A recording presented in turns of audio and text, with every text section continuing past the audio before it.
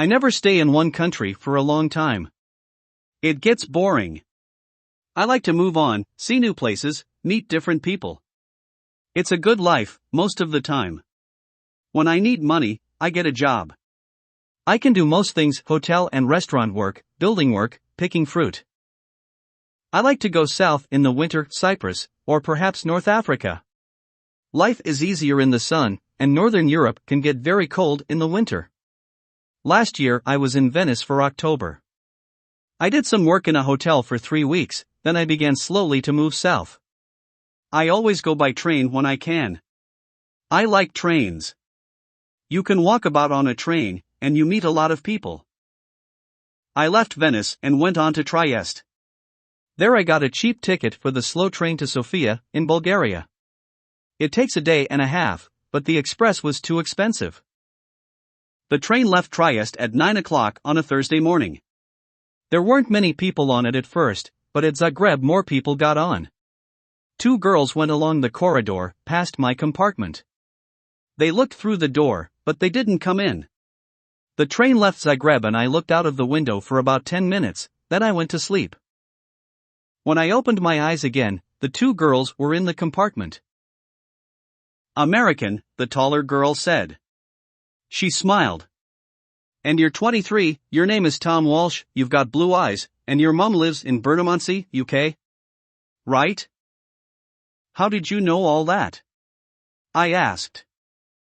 The second girl laughed. She looked at your passport. It's in your coat pocket. Oh. Right. My coat was on the seat next to me. I took my passport out of my pocket and put it in my bag in the luggage rack. They told me. Melanie and Carol from Los Angeles, USA. They liked Europe, they said. They knew a lot of places: Britain, Germany, France, Spain, Italy, Hungary, Bulgaria, Greece. They seemed like nice girls. They were older than me, perhaps 27 or 28, but I liked them. We talked and laughed for hours. I told them a lot of stories about my life. Some of the stories were true, some weren't. But the girls laughed anyway, and said I was a great guy. I asked them about Bulgaria, because I didn't know the country. They knew Sofia well, they said. Hey, Carol, Melanie said.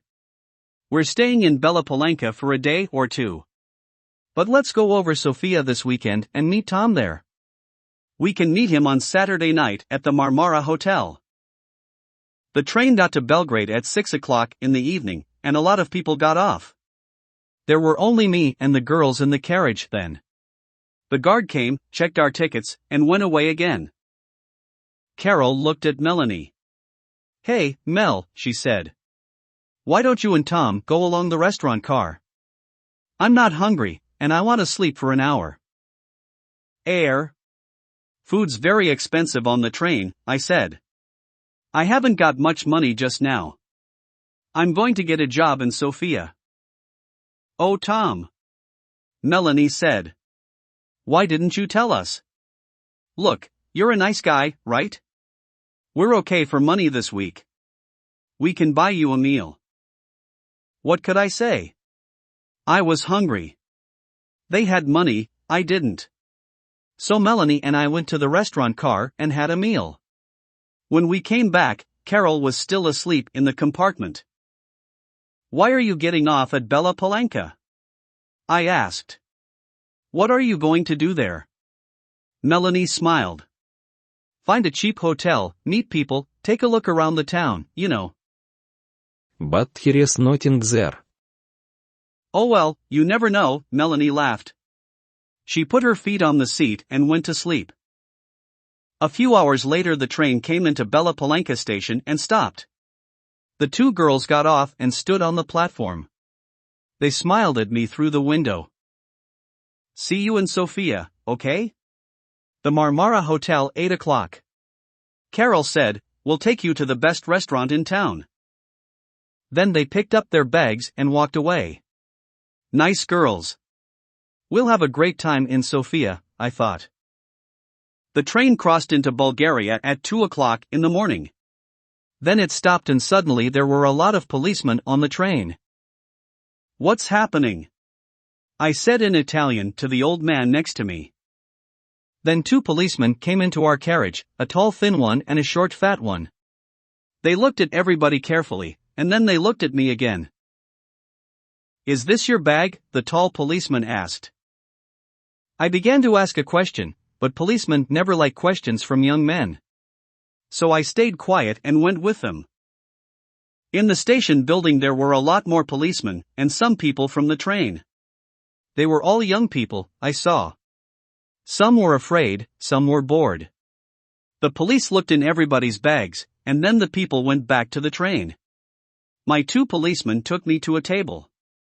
Your passport, please, the fat policeman said, and open your bag. They looked at my passport, and began to look through my bag. Aha, the tall policeman said suddenly. All my dirty shirts and clothes were out on the table. The policeman picked up my bag and turned it over. Onto the table, out of my bag, fell packet after packet of American dollars. $50 notes in big packets. A lot of money. 50,000. 100,000. 150,000. There's $200,000 here, the tall policeman said. What an interesting bag, Mr. Tom Walsh. There was a big, happy smile on that policeman's face. Well, he said, it's got your name on it. Look. So I looked, and of course there was my name, and yes, of course it was my bag. So how did 200,000 American dollars get in my bag? You cannot bring US dollars into the country, the fat policeman said. But I didn't bring them, I said quickly. They're not my dollars. I never saw them before in my life, and there was a lot of noise in the station. I looked out of the window and saw my train. Slowly, it began to move. Oh no, he said. You're not getting back on that train. You're staying here with us, in our beautiful country, he smiled, happily. So I never got to Sofia on Saturday. I was very unhappy about that. I wanted to have a little talk with Melanie and Carol, ask them one or two questions, you know. You're a nice guy, Tom. See you in Sofia, okay? Take you to the best restaurant in town. Yeah. Great. And I never got down to Cyprus or North Africa that winter. Oh well, you live and learn. It's not an easy life in prison. But it's warm in winter, and the food's not bad. And I'm meeting some interesting people. There's a man from Georgia, Boris, his name is. He comes from a place by the Black Sea. He's a great guy. When we get out of here, he and I are going down to Australia. Brisbane perhaps, or Sydney. Get a job on a ship, start a new life. Yeah, next year will be okay.